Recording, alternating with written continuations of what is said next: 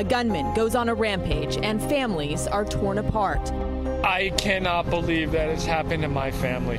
I am speechless and heartbroken. I am.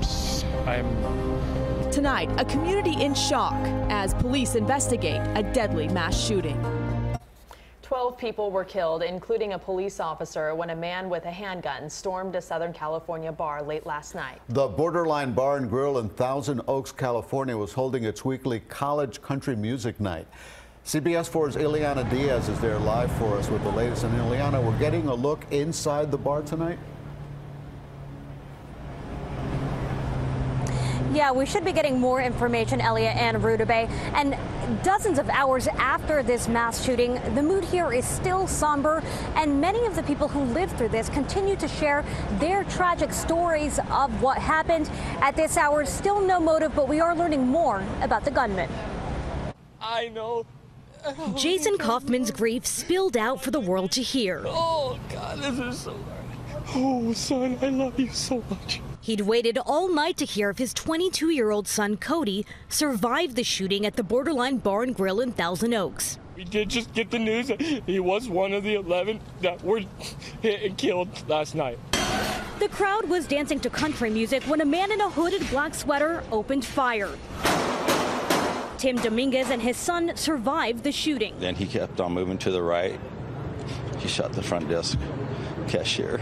Sheriff Jeff Dean identified the shooter as a former Marine, 28-year-old Ian Long, and said he appeared to be killing at random. Maybe there was a motive for this particular night, but at this point, we have no information leading to that at all. The sheriff says Long used a legally purchased .45 caliber handgun with an extended magazine.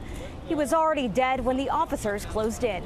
Deputies had met Long last April responding to a disturbance at his home. Mental health specialists cleared him, but did discuss the possibility of PTSD. A law enforcement motorcade escorted the body of Sheriff Sergeant Ron Heelis from the hospital. He was the first officer inside the bar and was killed in the shootout. The 29-year veteran of the force was a husband and a father, described by one colleague as a gentle soul.